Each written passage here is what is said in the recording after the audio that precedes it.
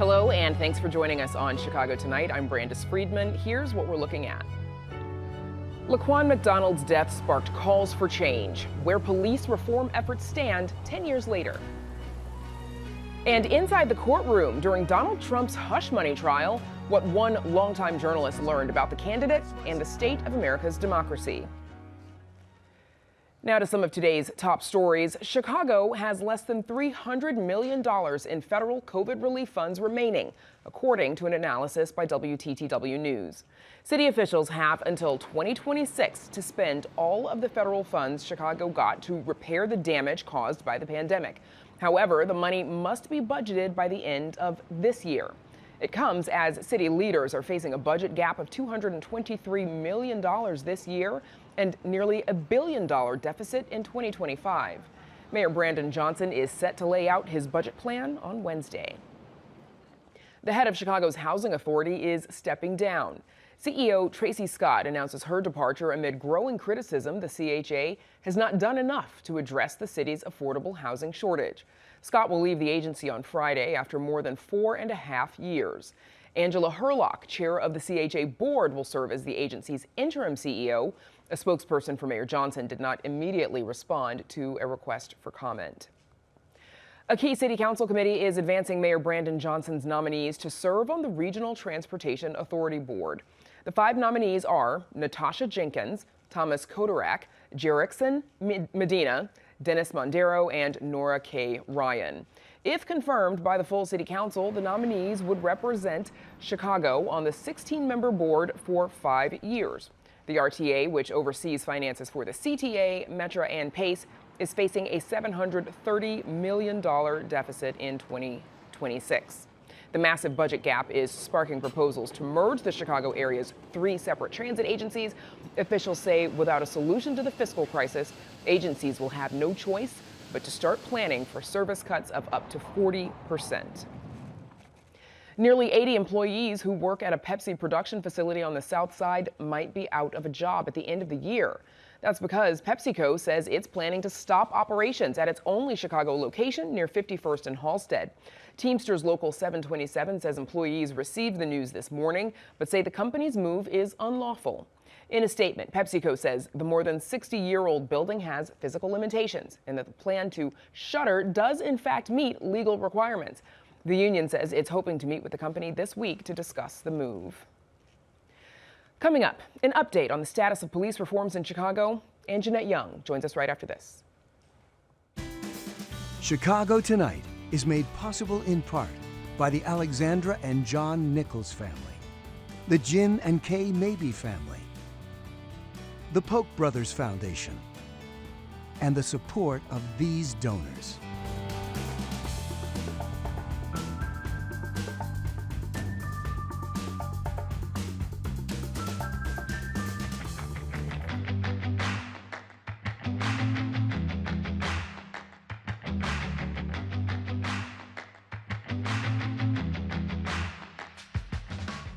Chicago this month marked the 10th year since the murder of teenager Laquan McDonald by police officer Jason Van Dyke. In the days and weeks after his death was brought to light, community members pushed for reforms. But advocates say efforts to hold the Chicago Police Department more accountable and to change the way officers interact with residents haven't shown much progress. Here now with more is Anjanette Young, founder of the I Am Her Foundation. Anjanette, thank you for joining us. Welcome to the studio.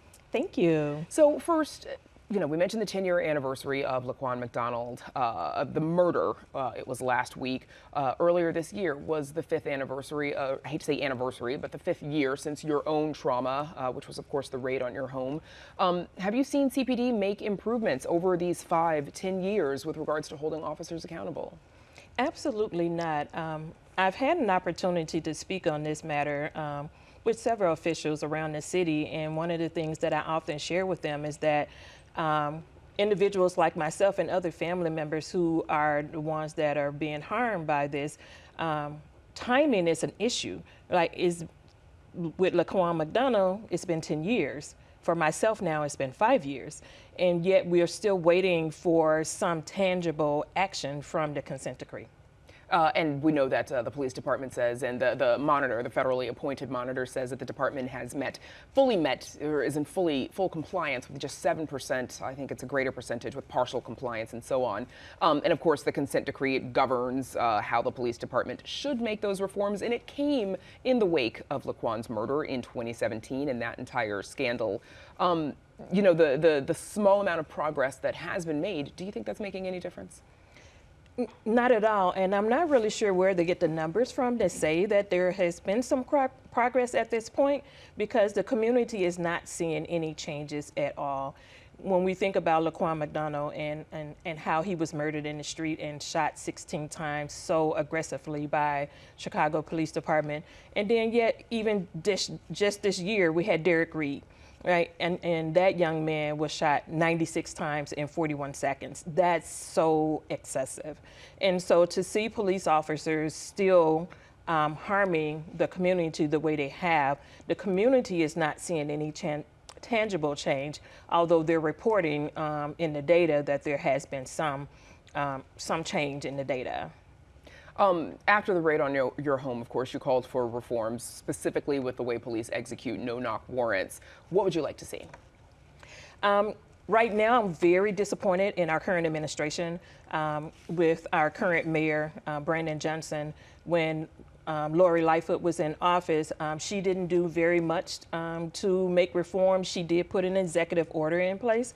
But for those of you who know what an executive order is, it's just a document that can be changed at any time. It's not set in stone. It's something that anyone can come and change the rules around the executive order, as well as we have not seen the police department make any reports about how the executive order is going or any other of the items that is in the consent decree.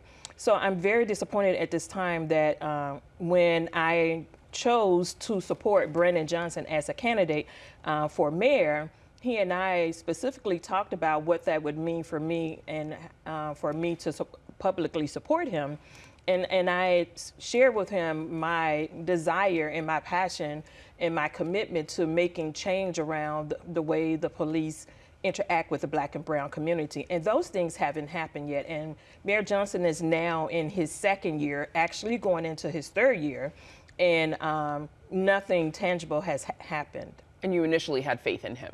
I absolutely had faith in him when we talked about this. And I've had several conversations with him personally and his office about my desire to continue to push for police reform. And even this past year, I always speak on the anniversary of the raid, and he came out publicly and put a statement from his office saying that he still supported and was committed to working with me to make change. But as of right now, those things haven't happened. There were efforts to get an ordinance through City Council. It didn't make it. Why do you think progress has been so slow? So the efforts in City Council did not go forward because there are just people on the City Council who are pro-police. They do not believe that the police did anything wrong the night that they were in my home, and they don't feel like the things that we were asking for in the ordinance were things that they could support. And so it kind of died in City Council. And so that's why when Mayor Johnson was a candidate, I went directly to him to say, okay, when you become mayor, we don't need a majority vote in City Council. These are things that you could push yourself. And he was committed to it at that time, but right now those things haven't happened. And of course, anybody, like just to remind our viewers, you know, anybody who's seen the video from the raid on your home, which was brought to light by our colleagues at CBS 2, anybody watching would have had a visceral reaction to what you were experiencing and what you were going through, being, your home is basically barricaded, well, not barricaded, but the officers busted through your door, yeah, basically, while you were changing clothes and went around your apartment for a while without helping you and getting you something to cover yourself up, as you were pleading with them, letting them know that they had the wrong home. Correct. Do you think that, the consent decree expanding to include the warrant searches, do you think that's helped or hurt your efforts? I don't think either. So it's a positive that it was added into this consent decree. However, it's a negative if we never if we've never hold a consent decree to tangible outcomes. And as of right now, the consent decree is just a piece of paper because there are no tangible outcomes that has been produced to the public to say that the consent decree is a good thing. You've also been in touch with CPD Superintendent Larry Snelling. He's been on the job for just over a year. Do you have faith in his ability to make change on this? So yes, I've had personal conversations with Superintendent Snelling, and he verbalizes a commitment to work with me on what it would look like to hold the officers accountable. One of the specific questions I asked him is, by him being the head of the police department, where's his commitment in whatever the mayor and I could come to an agreement on, because we know that he would have to have a commitment in order for his officers to then actually follow through on the things that we put in place.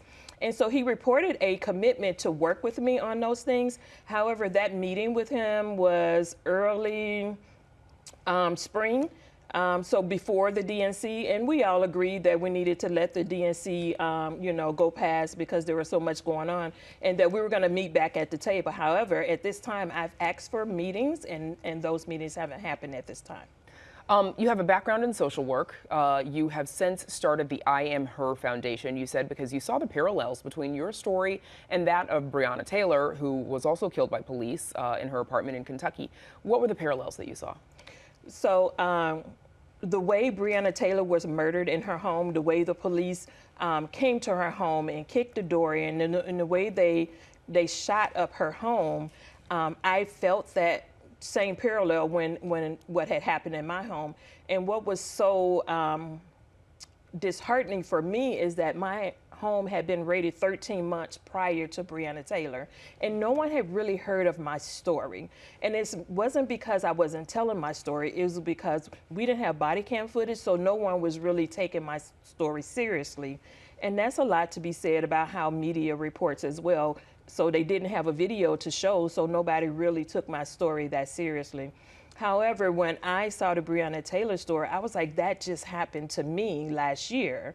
And so I started wearing a t-shirt with Breonna Taylor's face on it. So when I did start to make some public speakings and was being able to get in front of the public, I wore a t-shirt and it just said, I am her. Because I wanted people to know that the very thing that happened to Breonna Taylor had happened to me as well. Did you think your story could have gone differently? I totally think my story could have gone differently. If anybody that have followed it from the very beginning, it happened in February of 19. We initially did a story in November of 19. We didn't have body cam footage at that time, and so the story really didn't go very far. And so I had gone all of these months, agonizing and fighting with the city through my legal team to get some traction on my story. And it's unfortunate that it wasn't until we got the video in December of 20 that anyone really paid attention to what had happened to me. And Jeanette, how would you say your life has changed since this raid? Everything about my life has changed. My ability to trust in our police department system has completely changed. The work that I do as a social worker has changed. Before this raid, I was a social worker that primarily did direct practice, working with families around mental health and direct services. And now my work is more of advocacy and policy change. So this and the way I live my life and who I allow in my personal circle, all of those things have changed. My life will never be the same as it was before this. Of course, there's the trauma that you experienced then that I imagine has an impact, but you're turning your pain into purpose. We've got just a few seconds left. Tell me about the work that the I Am Her Foundation does. So the purpose of the I Am Her Foundation is to provide reduce barriers and provide resource to therapy. I understand that during my time that going to therapy was a key component to my healing journey after the trauma. And so I want to be able to give back to others who have those same experiences. We understand that in the Black community that access to therapy is a huge barrier for many people. And so with my I Am Her Foundation, I want to be able to... folks are able to get access to that and the support that they need, because not everybody can afford it. Absolutely. Either. Okay, and Jeanette Young, thank you so much of the I Am Her Foundation. Thank you so much for joining us. We appreciate it. Thank you. And up next, Amanda Vinicky with a front row seat to history as a journalist takes us inside the courtroom for Trump's hush money trial. Stay with us.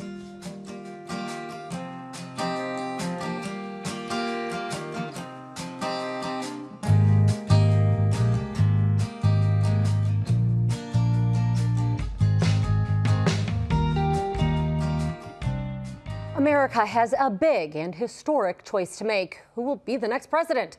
The first woman or the first convicted felon? Earlier this year, author Jonathan Alter, who grew up in Chicago, was among a small group of journalists in the courtroom for former President Donald Trump's conviction for illegally concealing hush money payments to an adult film star. Alter wrote a book on it called American Reckoning, Inside Trump's Trial and My Own. And he joins us now with more. Jonathan, thanks so much. Now, you grew up again in Chicago. This is a blue bloc, but really much of Illinois otherwise, and of course we've got battleground states as our neighbors, heavily Republican. So outside of the candidates themselves, do you feel like we're at a point in America where there is a divide, and is there a risk of it becoming irreparable? Well, I wouldn't go that far, but we're clearly tremendously divided, and this is a national moment of truth. This is the most significant election, I would argue, since another Illinois native, Abraham Lincoln, ran for re-election in 1864.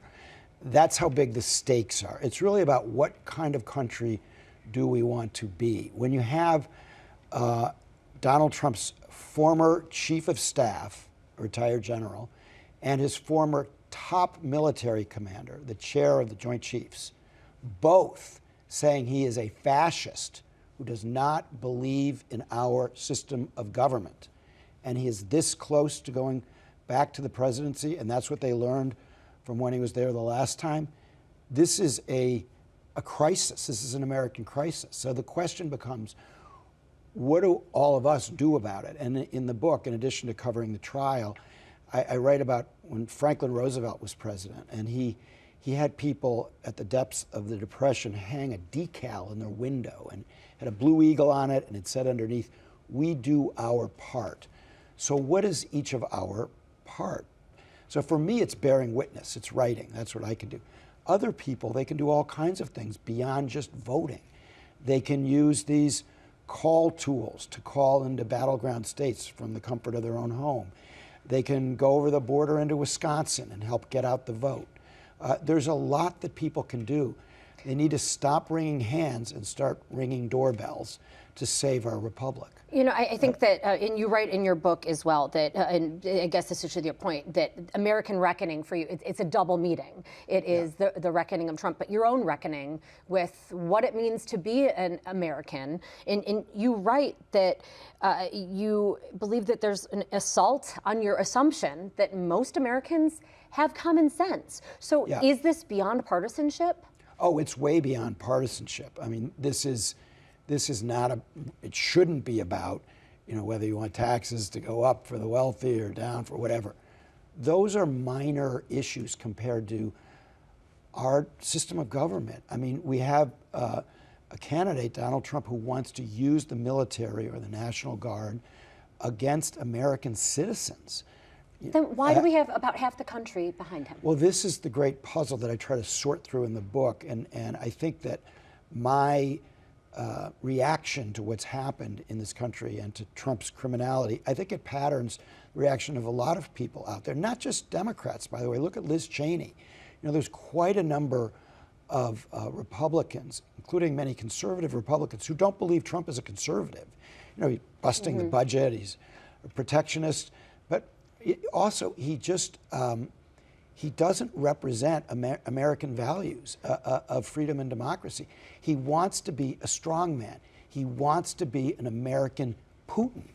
So we have to ask ourselves, what do we do? Like, how do we respond? So let's step back there, because you were one of the few people that really had a window into this trial. You got close to him. What did you learn during the trial that most Americans don't know and didn't have the opportunity to see because there were not cameras in the courtroom? The extent of his criminality. He was guilty on 34 counts. It was 34 counts of the same offense. But during the trial, we saw a picture of a criminal operation. And they basically were undertaking a conspiracy to change the 2016 election. Everybody knows that he tried to stage a coup to overturn the results of the 2020 election. But this trial was about the 2016 election. I barely scratched the surface in the New York Times of the drama of this trial. Like, just imagine seeing this jury foreperson go, guilty, guilty, guilty, 34 times. And then I see Donald Trump, he looks like he's been punched in the gut before he puts on his game face for the cameras. And witnessing all of this, and Amanda, I've witnessed a lot of stories in 40 years in journalism. This was a hugely dramatic moment. And so I try to take the readers into the courtroom and really paint a picture of what this was like, in a very entertaining trial as well. Your story and sort of your career is also connected to your mother, who broke barriers in Cook County politics. And of course, this is a potentially historic election with the chance to see the first woman elected president of the United States. Now, let's look at a clip of a woman candidate. Let's see who it is in Cook County, talking about the importance of representation. This was from 1990. I think it's important for our political establishment and our elected officials to reflect our society. And when we can put up an all-men ticket, completely men, sheriff, state's attorney, president of the county board, assessor, all men, we're not reflecting our society. Now, there are women who are qualified to run for higher office, and I believe I'm one of those. And I think that it's important for men and women to understand that we have to have a representative government. And a representative means young and old and black and white and men and women. And presenting a ticket without any women on it is a disgrace, I think, in 1990. There, of course, is your very own mother. Bringing a tear to my eye, Amanda. What did you learn from her about sort of the travails of breaking gender barriers, and what does that have for this race now? Right, so just to be accurate, she lost that race for county clerk. Yes, that one. She had won previously. 18 years earlier, in 1972, she became the first woman elected to office in Cook County, commissioner of the what's now called the Water Reclamation District, and she broke barriers. I kind of thought of her as like the Jackie Robinson of gender politics in Chicago. But you know what I learned from her, and she learned from a very brief meeting with Eleanor Roosevelt when she was in college, is that you have to think about how you're going to try to make a better world, and that it's not enough to just, sit it out. And sure, you have other things that you can do, and people are very busy, but they have to take some time trying to work for social progress. And at least sometime, right now, if she were alive, she would be saying it's all hands on deck to try to save our democracy. Now, in your book briefly as well, speaking of another powerful woman, Nancy Pelosi, you had the opportunity to really learn from her role in getting, I guess, Vice President Harris to be the Democratic Party nominee. The story that I tell in this book, which is all new, does not come directly from her, but it comes from somebody very close to her and somebody very close to Joe Biden. And it tells what I think is a very dramatic and historically important story of how she maneuvered Joe Biden off the ticket this past summer. And she did so with great skill. It was a very deft operation. At first, she thought that the men, Schumer, Jeffries, Clinton, Obama, that they were kind of MIA, that the women had more courage to step forward and do what the Democratic Party needed, which was to get a candidate who could win. And she achieved that. It was very tough going, and it cost her her 40-year friendship with Joe Biden. If it wasn't for COVID, I report for the first time in this book, Joe Biden would probably be the nominee today. COVID, I was told by somebody very close to him, was the last straw, and he was ready to play out the clock and stay on the ticket. Sick. He really did not want to bow out. We will leave it there. Thank you so much once again. That is Jonathan Alter, the book called American Reckoning, Inside Trump's Trial and My Own. And we're back to wrap things up right after this.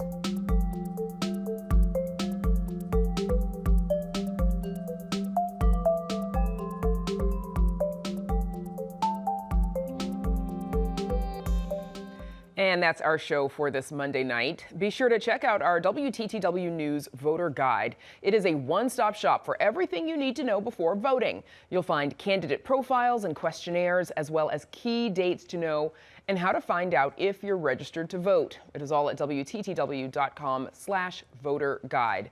And join us tomorrow night at 5:30 and 10.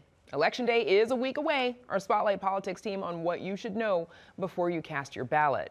And a Hail Mary heartbreaker aside, a mid-season look at where the Chicago Bears stand. Oh, there it is right there. Now, for all of us here at Chicago Tonight, I'm Brandis Friedman. Thank you for watching. Stay healthy and safe, and have a good night.